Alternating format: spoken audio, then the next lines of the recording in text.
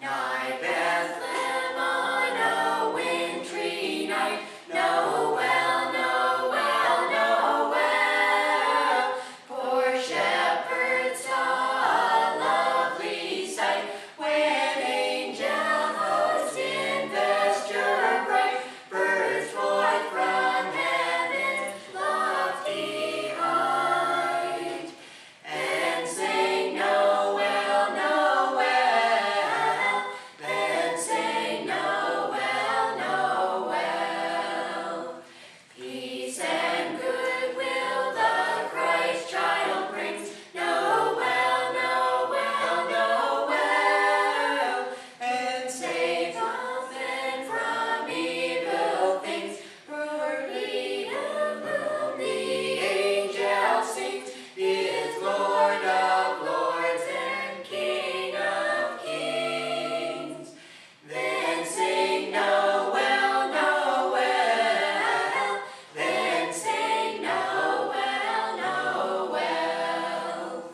So Christian folk put fear aside, Noel, Noel, Noel, and spread the gospel far and wide, that joy be great at Christmas time, and God in Christ be magnified. Then sing Noel, Noel, then sing Noel, Noel. In Hillsboro, started working at WGIR Radio as a program director for ISL TSL. Radio in Lebanon. Worked for speakers Donna Seidel and Gene Chandler, for Craig Benson's campaign for governor, and for Senator John Sununu's Washington office. Ran for Congress in 2008 on a free market platform. Currently, he's a senior fellow at the Josiah Bartlett Center for Public Policy, and he's the editor of the New Hampshire Watchdog. Please welcome Lance.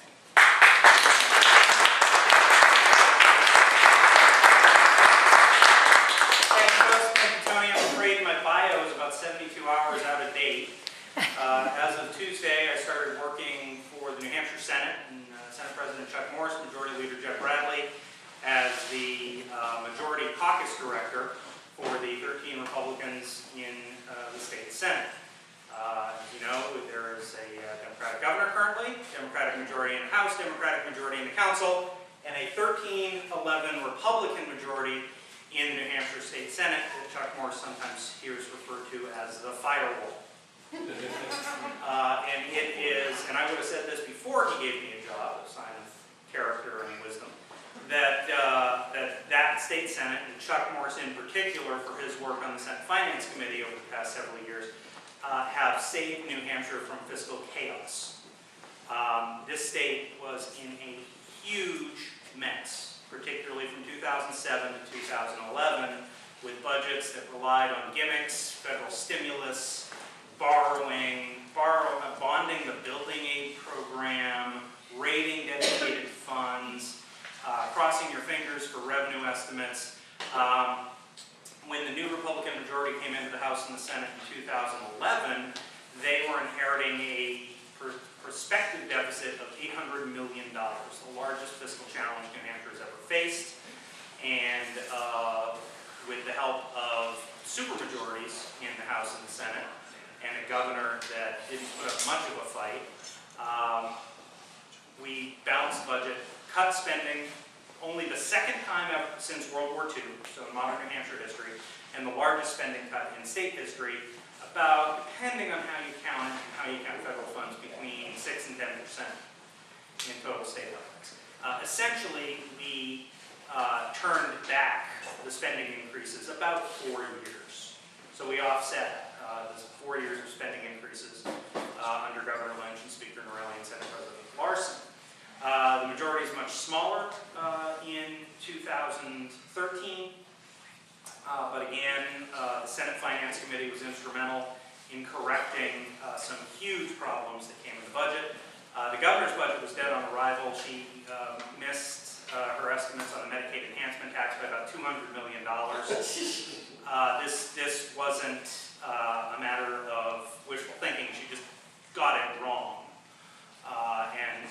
House had to correct her on that. Her second priority was gambling. She actually was spending the money from a casino that was illegal at the time she counted on spending the money. The House, of course, rejected her plan for a casino, so that money wasn't there. And her third big priority this year was Medicaid expansion. She wanted to take the free money from the federal government with the promise that New Hampshire taxpayers wouldn't have to keep the entitlement going after 3 years, and putting New Hampshire taxpayers on the hook for several $100 million. And that as well. And she actually, at one point, when Senator Morse and Senator Bradley came forward with a compromise plan that would take the money but put it into private insurance instead of the Medicaid program, she actually at one point said she would rather have no deal than accept the Republican compromise, and that's what she got. And we're going to be back in January, and we're going to be talking about Medicaid. Now, and then they hired me. So I'm here to talk to you a little bit about what you can do to help that firewall. You can talk about it. You can talk about the accomplishments of a Republican Senate in passing a responsible budget. Just yesterday we found out that the November revenues came in within 1.1% of their projections. They came in just on the low side, but within 1.1%, so that's pretty good. That's the inner ring of the bullseye. Pretty good projections. For the year, we're $23 million over budget, which is right about where we want to be. You want to be a little bit better than you were thinking, because you want to be cautiously optimistic and not wildly optimistic. We're relying on surpluses from the last budget and the projected surpluses from this budget, and lots of people in the legislature, some of whom are in the Republican Party, most of whom are in the other party, have lots of great ideas on how to spend it. I think their ideas on how to spend the available money will slightly exceed the amount of money available by a few $100 million, and so most of them aren't going to happen. And what you can do when people say, let's spend money on this, let's spend money on that, is say, how are you going to pay for it? And you can do that on the radio, you can do that in your newspapers with columns and letters to the editor, you can do that on your social networks. The great thing about social networks, and I've got a PowerPoint presentation I do on this, is that people don't have to trust Channel 9 or the Boston Globe or the Union Leader or the Goffstown News. They don't have to trust them because they trust you. We get our information now, we get our news from each other. And the people that read your Facebook page or the people that read your Twitter feed trust you as a source of information. So you can communicate this message that thank goodness we had a responsible Republican budget or we'd be in big trouble today. Thank goodness that we said no to putting New Hampshire on the hook for hundreds of millions of dollars, and you need to support the Senate Republicans in doing that. They will get that information out. And I want to speak a little more broadly on political persuasion. I've been politically active for an awfully long time before I could vote. I've been in government, I've been in media, I've been at a think tank that supplied ammunition for free market ideas. And there are three roles that political activism plays. You can educate people. That's where I've spent the majority of my career, is trying to give people good information to make their own decisions. You can energize people, and I think that's where we really excelled in the 2010 elections, was getting the people that would vote for us if they could just get them to the polls, energized and excited to vote. And you can persuade. And that's, I think, what we've lost a lot in politics, when we shout at each other and we call each other names and we stomp our feet, is we forget that politics, at least successful politics, is about persuasion. It's persuading people that you're right. It's persuading people that that agree with you that voting is worth it. And so when you go on your social networks, when you write letters to the editor, when you call into the radio shows, remember that you're trying to persuade somebody. You're not just trying to shout them down. You're not just trying to prove to yourself that you win the argument, because you're already voting. You're trying to persuade them that you're reasonable, that you're out for them. Think of what their issues are. Did their health insurance get canceled? Did they know somebody whose health insurance got canceled because of Obamacare? Are their property taxes going up because the Democrats cut local aid and passed unfunded mandates down to cities and towns? Are schools suffering because they don't have proper standards and proper oversight and real school choice, like Republicans have been trying to get in New Hampshire? Are they standing in the way of sending their kid to a better school because they're opposing even modest school choice programs in New Hampshire? Find out the people that aren't here tonight are the ones that need to be persuaded. I'm pretty sure, barring grievous illness or flat tires, that all of you are going to be voting. Most of you are going to be voting in town elections. That's one area where we fall down. And all of you are going to be voting, we presume, in the September primary and the November general election. Even in the off year, that's where we have an advantage. What we need to do is get the people that agree with you most of the time, that are clicking like on your Facebook posts, that are retweeting you, that are talking to you at the dump, or at the post office, or at the grocery store, that I can't believe that you see another 100,000 people got their insurance canceled. Getting them to realize that it's worth leaving for work an hour early on a Tuesday in November. That it does make a difference, that the parties stand for two different ideals. And never have the two parties been more separated on philosophy than they have been. For much of our history, the two parties were large, they were geographic, they were social, they weren't defined by ideology. And we have a party of bigger government and a party of smaller government. And there's a clear choice. So get them to accept the argument for smaller government. Not just that it's smaller, not just that taxes are lower, but that it's better for people. Their lives will be better with less government in them. And they will have a reason to show up on a cold Tuesday in November. Happy to take your questions. I know the business meeting ran a little while, but I'm not working where I used to be working, so maybe your questions have changed a little bit. But happy to answer any questions you have. Thanks so much for having me.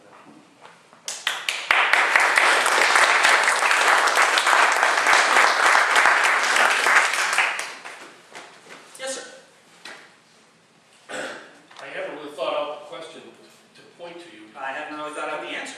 You might not, I'll bet you won't. Right now, I see a very scary division with the conservatives in America. The GOP and the Tea Party. And it's very possible there could be a split.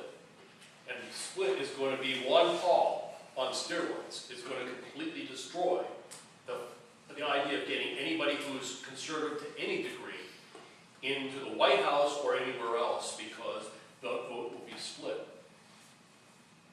In as much as you're with the GOP in a rather high position, is there any way that the people of the Republican Party are talking about reaching out to the Tea Party and trying to get a consensus, working together instead of dividing?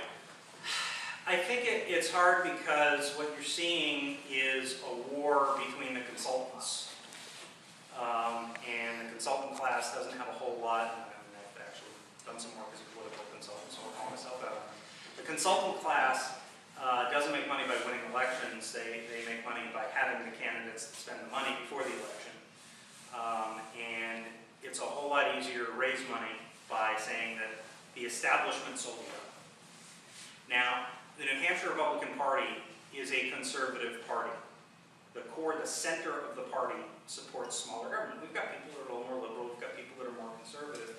But the Republican Party, and the Republican Party nationally, has become more about free markets and smaller government than it ever has been in our history. I think a lot of people who claim they are the Tea Party weren't really the wave in 2010. People that showed up in 2010, that showed up at Tea Party rallies, several of which I emceed, weren't the hardcore libertarians that a lot of the current Tea Party groups say they are. They were disenfranchised voters who were hopping mad about bailouts and stimulus and cash for clunkers and Obamacare, and they saw these horrible programs, and in reaction they stood up and said, were taxed enough already. They weren't particularly radicalized. They weren't even particularly conservative. They were really reacting to the overreach of the first couple of years of the Obama administration. Now that overreach hasn't lessened any, but what we've seen with a label within the conservative movement is a bunch of people jump in front of that label and claim ownership of the Tea Party, which was really a bottom-up thing, and they claimed that they were on the top pushing it down. So I think a lot of the people that claim that they're leading the Tea Party really didn't have a whole lot to do with it, and they're trying to get clients. But there are a lot of voters who legitimately see what's going on in Washington or what's going on in Concord, and they see compromise, and they don't think it's a good enough deal. And they think they've been sold out. And I can understand that. But you have to kind of go back to your Schoolhouse Rock, and I think most things go back to Schoolhouse Rock, and look at the structure of state government and the structure of our federal government. And we don't control enough of those chambers to do what we want to do. We have to compromise. We have to figure out the best deal we can get. We have to stop the worst stuff we can. When we have one chamber in state government and not the governor's office. We have one chamber in the federal government, not the presidency. There is a limit for what we can get accomplished. The answer to that isn't to throw up your hands, walk away, start a third party. The answer is to win more elections. And I guarantee you that for all these squishy rhino sellouts, pick anyone that you think is the problem. Is it John Boehner? Is it Mitch McConnell? If we had 51 people who voted exactly like Mitch McConnell in the United States Senate, we wouldn't have the problems we have. It's about getting the gavels. You need 201 Republicans from across the spectrum, 13 Republicans in the state Senate. You need 218 Republicans in the U.S. House, 51 Republicans in the U.S. Senate. And we're not getting a new president until 2017, but you need a new president in the White House. You need a new governor in the corner office. You need to win elections. And what we're seeing is a split over the fact that we've lost elections and everybody's pointing fingers about whose fault it was. It's because we were too conservative. It's because we weren't too conservative enough.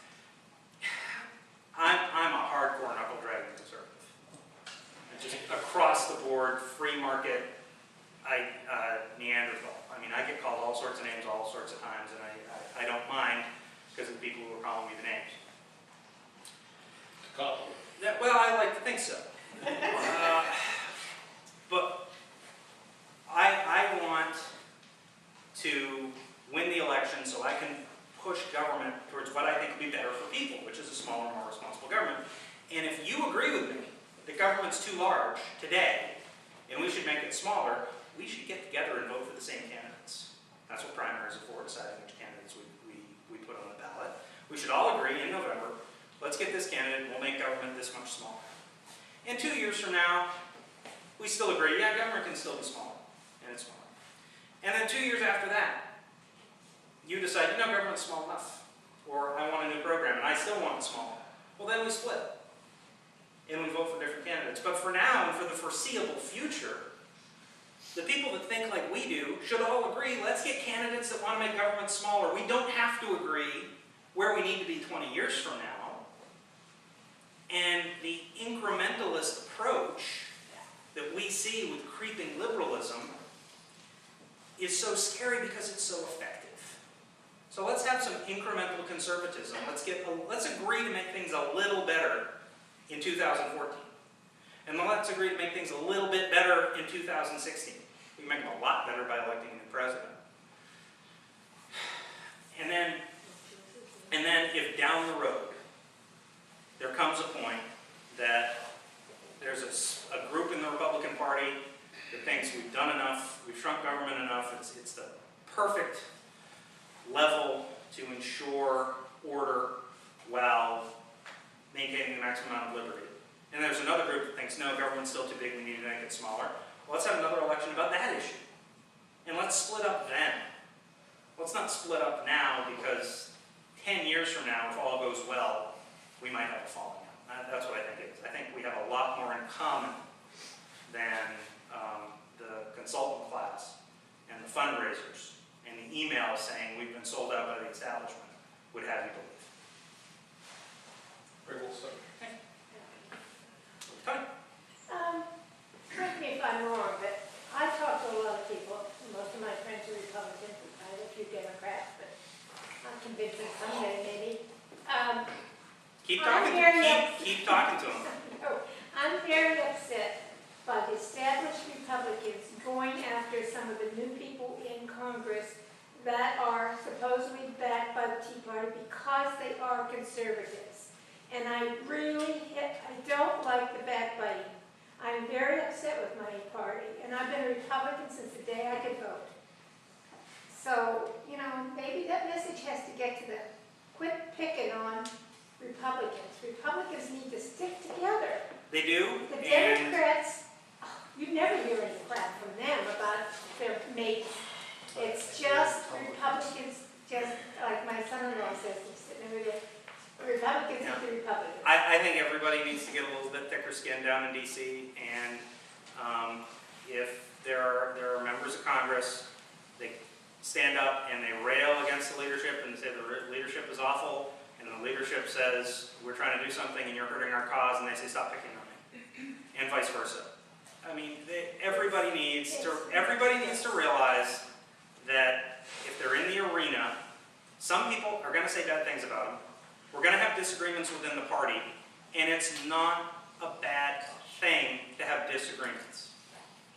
But ultimately, it's about, and in 2014, it's about electing a Republican senator from Alaska, a Republican senator from Arkansas, and a Republican senator from Louisiana. I think we're picking up North Carolina and Montana. If we pick up those 3 seats, there's going to be a Republican majority in the U.S. Senate. But you could lose some seats, too. I don't think we're going to lose the seats we have now. And I don't think we need New Hampshire to take the majority. It'd be nice. It'd be a great pickup. I think we can certainly do better than Eugene. But there's too many people who are standing up and saying that they've got a better direction for the Republican Party, and then have other people in the Republican Party stand up and say they disagree, and then complain about it. If you're going to have a fight, stop complaining that the other side is fighting too. And I think we've seen a lot of thin skins from people, and I think you've seen a real different approach from, say, a real big difference between Rand Paul and Ted Cruz. 2 people that probably agree on 99.7% of the issues. And Rand Paul realizes that I'm going to have the Republican caucus on my side most of the time. Sometimes I'm not, and I'm going to complain, and I'm going to say they're wrong. And you've got Ted Cruz, who has the Republican caucus on his side most of the time, and when they aren't, kind of throws a temper tantrum and complains that everybody's picking on him. Nobody's picking on Ted Cruz. He's fine. If you think that the problem is Republicans picking on Ted Cruz or Justin Amash or anybody down there, then you're fueling that fight. The problem's Harry Reid. And we get to take Harry Reid's gavel if we can elect Republicans in Alaska, Arkansas, and Louisiana. Anything else is distracting from what matters. That's just me. I'm not speaking for anybody. That's just me. Yes, Tracy? I don't think that's quite what Tony was trying to say. I think, and I agree with her. I don't think anybody has thin skin. I think that we need to stop making those outbursts public.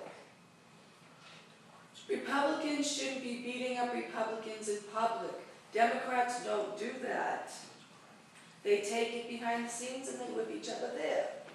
Then they can have as thin skin as they want, but they need to show a united front.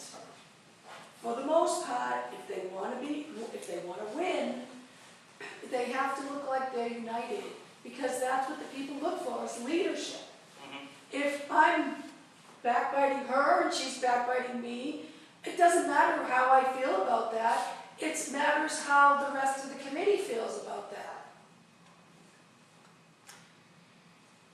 think what we had that led to a lot of this was a situation in August and September and leading up to the government shutdown where a small portion, a minority of the Senate Republican caucus, a handful of Republican senators, and a small group of Republican House members backed a really bad tactic that was doomed to fail. House and Senate leadership went to them and said, this is doomed to fail. It cannot work. And the people said, why are you caving? And they said, we're not caving. We agree with you. We hate Obamacare. We want to get rid of it. But this cannot work. And the American public hates gridlock, hates obstructionism for obstructionism's sake, and hates political losers. They hate people who back strategies that fail. So don't back a strategy that fails. Please stop doing this. It's going to hurt us. And they pursued that strategy and pursued that strategy and pursued that strategy and took us over the brink, and it was politically disastrous. And we wasted 6 weeks that could have been spent on showing what a disaster Obamacare was. Now, unfortunately for the United States, and fortunately for us politically, still not worth the pain to the United States, but the website itself was such an unmitigated disaster that it kind of changed the subject. And we fortunately have turned away from the debacle that was the shutdown. But losing that fight badly because of people that didn't understand how the Senate works and didn't understand that we only had one House of Congress and we didn't have the White House led to a really bitter split among some people because you had all these third-party groups. You're talking about one instance. I think that's at the root of this whole split, and you I'm had third-party talking about groups. every instance. And then It happens you, regularly. Joyce, you have had third-party groups for months sending out emails saying they're picking on whoever. Nobody's picking on them. They're saying you were wrong. You're saying that was a bad strategy. We should have done something better. You should have said it privately. That's right. Yeah, I They agree. did say it privately. They didn't listen. They didn't listen. They were wrong, and they still won't. It was a bad strategy, and if somebody is taking your party over the cliff, it is your responsibility to try to stop them. And that was the only responsibility was to stand up and say that the Republican Party doesn't want to shut down the government for absolutely no reason. It was a bad idea, and unfortunately, they convinced a lot of good people that their tactics had a prayer of working. They had no prayer. I worked there for 5 years. You know how if you don't have the votes, you don't do what they did. They thought they could win. They thought they could repeal Obamacare with a guy named Obama in the White House. Wasn't going to work. And standing up and saying it's not going to work was the responsible thing to do. Even if we don't like the fact that the people who adopted the bad strategy agree with us on the issues. We agree with them on the issues. We agree with them on principles. They made a horrible tactical mistake. And a lot of people, including Kelly Ayotte in New Hampshire and Mitch McConnell and John Boehner, had a responsibility to stand up to them and saying, your tactics are wrong. They can't work. We need the party to do things that are going to work. Again, that's absolutely my personal opinion, and I'm speaking for absolutely nobody else when I say that. But that's the way I saw that fight going down. Yes, sir. Yeah, I am really appreciative of the work that the New Hampshire Senate has been doing. And we're in the same boat, basically, in New Hampshire as we are. Yeah, we don't have the in the rest of the executive, US. and we've got a narrow majority in one of the two chambers. So. And I don't have anything, I can appreciate the folks that stood up against Obamacare, and I can appreciate the folks that said, hey, this isn't going to work. I don't think it did that much damage. I think that the program itself is killing itself. So. Well, yeah, and that's the other thing to focus on. The Obama administration is bragging about the website. The website's not the problem. The law is the problem. And now that the website's working, people are really going to start to feel how bad it is. They haven't even begun. But in a way, the folks that stood up against it did look like leaders and say, hey, we don't want this. And that's good too. I think what bothers me the most about our party, and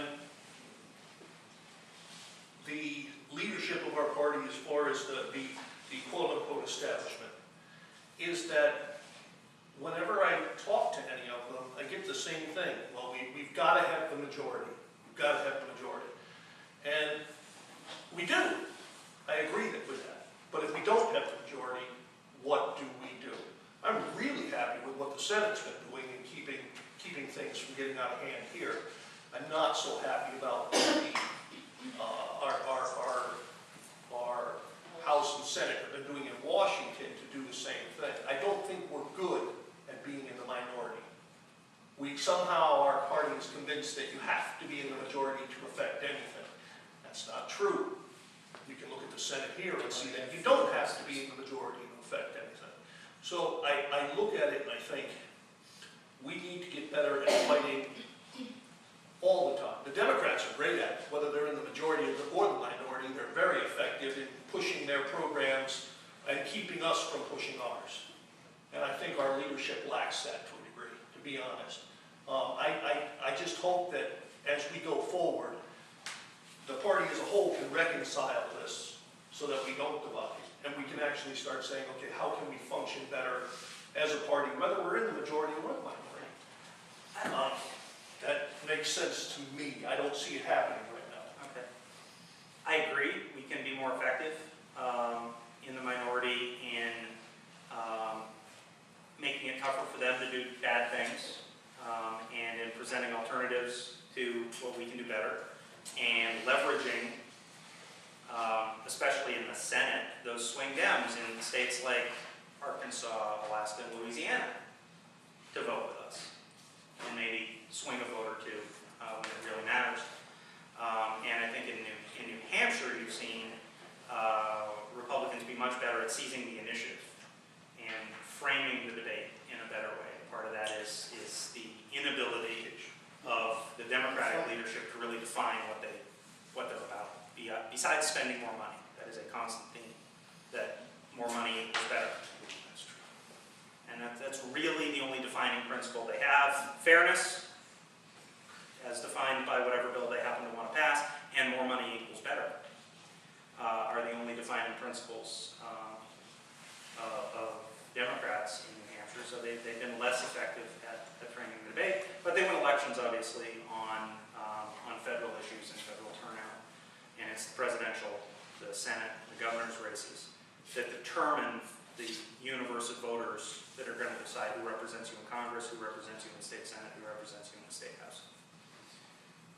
So yeah, we could be more effective in the minority. Still would be a lot better if we picked up 40 House seats. I agree with that. Yes, sir. Yeah, Grant, I'd like to change the subject just a little bit. I brought this up at the meeting that Jennifer Horn was here. The last primary in Francistown, Judy and I were, I think, either third or fourth in line. And the fellow that was first is a known Democrat. He attends all the Francistown Democratic meetings and so forth. And when he went in, a new supervisor checked list and said, well, you're going to take a Democrat out. He said, no, I'm taking a Republican out. He's listed, he's filed as an independent. As I stood there 15 to 20 minutes, I saw this happen 3 times in the little town of Francistown. That Democrats went in and took a Republican ballot in the primary. I had looked at the results in Francistown in the past and wondered why we ended up with what I would consider mediocre candidates as far as conservative candidates, and good, strong Republican conservatives ended up beating out good conservatives in the town of Francistown. It's a concern with me that if I can see 3 people do that in the town of Francistown and sway the votes towards a liberal candidate that they can live with, and then turn around and pick up a Democratic, Yeah, and then they'll try to beat the moderate Republican in November, Right, and if they right. lose, they've got more moderate. if that's happening all over the state. I don't think it is happening all over the state. What is that House district? Is it Francistown, New Boston, and Mount Vernon? Not anymore. Was it that time? It's now Francistown, Murrow,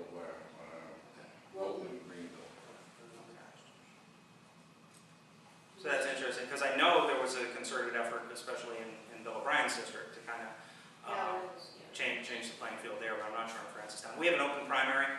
I hate that we have an open primary. I think it's horrible public policy.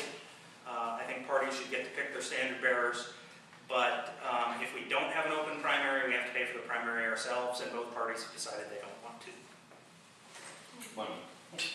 They'd have to pay for, getting a hall, printing the ballots, right, making sure the ballots are counted, checklists, all that. The parties would have to pay for them themselves, and they'd rather have the Secretary of State's office pay for it. The consequence of having the Secretary of State's office pay for your primary is you have to abide by state laws concerning your primary. And we have this open primary law where you get to decide as you walk up to the ballot whether you're a Republican or a Democrat. I think it's kind of silly, but it's also very popular because lots of people don't want to be identified by a state party. They take pride in being an independent, but they want to vote in the primary. And a lot of times they'll vote with the action. We saw that in the 2000 primary where kind of, Al Gore was running against Bill Bradley and John McCain was running against George Bush. Well, in reality, John McCain was running against Bill Bradley to get those independent votes. And at the end of the day, they swung huge for McCain. And they all signed up, they took the Republican ballot, and John McCain ended up winning. McCain beat Bush among Republicans in New Hampshire, previously registered Republicans. He beat him by a point or two. But he won those same-day Republican registrations huge and ended up winning by something like 7 people. Just a huge win. So I think, again, me personally, I would rather have a closed primary where you have to declare what party you're in before you show up to vote. You can't do anything about same-day registration. If you're not a voter, you get to decide what party you're going to vote in when you first register. But that law is not going to change in certainly this session. So there's been nothing filed to change that, and I don't think you could get it through the House Election Law Committee, even if somebody brought it in late.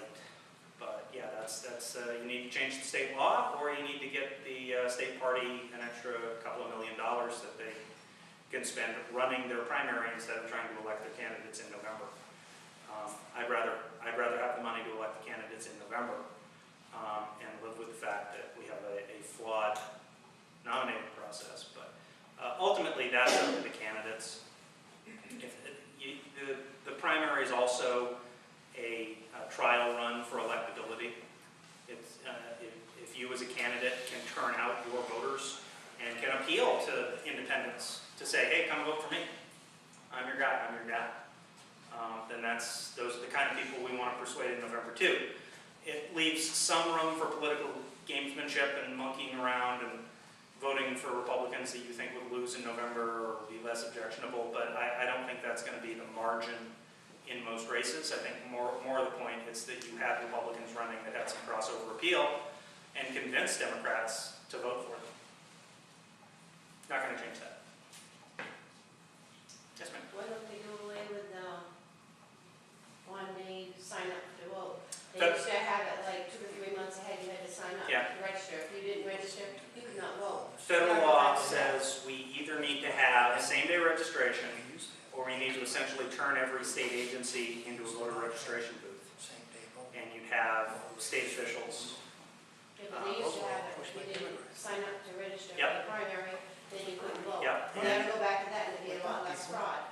We could if you can get Congress to change the law. You can't get, New Hampshire has to have either same-day registration or have people signing up to vote at the DMV and the welfare office, and every single state agency would have to register people to vote, which would leave room for lots and lots of mischief. It's an open question as to which is a better or worse way, but we have to accept one of those two very, very bad options. Like Mark said, we held signs on election day. We saw more people going in first day registration. We've never even seen in Francistown.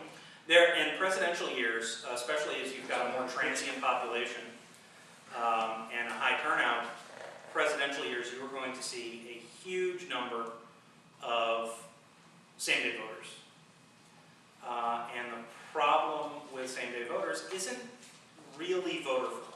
Voter fraud is not going to be the margin of an election. Barack Obama beat Mitt Romney by way more votes than he could possibly have stolen. And we've seen there is voter fraud in New Hampshire, but it's not the margin of elections. Win the election by more than they can steal is a much better way than trying to move out there. It's not a large town. Yeah. And people in town, you get to know people. But When you it's- see all this younger generation coming It's in. hard to identify those voters because they don't have a voting history. They've never voted in your town before. You don't know they're there. You don't know whether you want to turn them out because you don't know whether they're going to vote for your ticket or not. So you don't know whether it's worth a phone call or a postcard.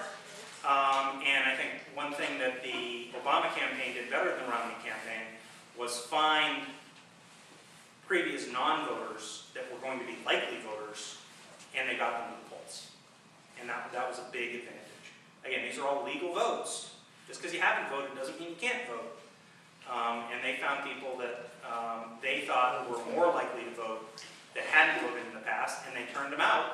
And it especially in the college towns, made a huge difference for them.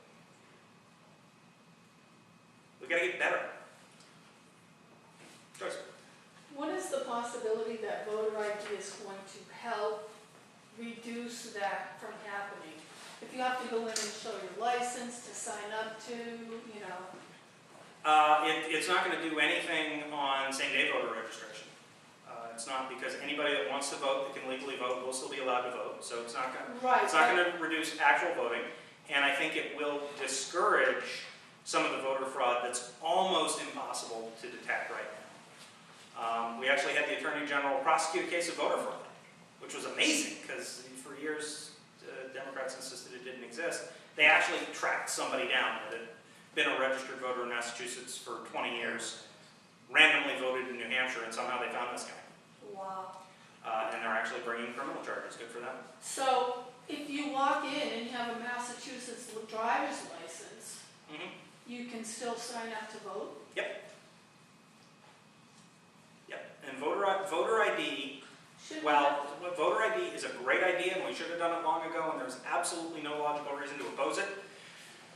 The real problem in New Hampshire law is what's called domicile, which says that you live where your head is at, your state of mind.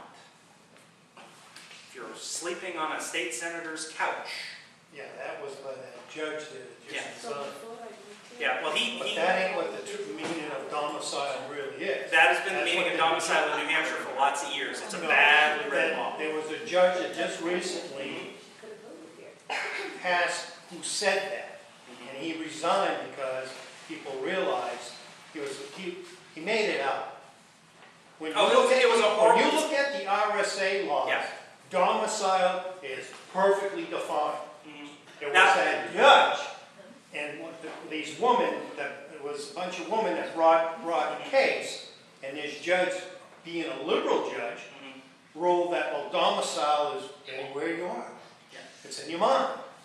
That had been... Those are the things that need to stop. The case involved over in Stratford County was actually only about the affidavit and whether the affidavit had to be filled out. It had almost nothing to do with the actual voter ID law itself. It was just the forms that were involved.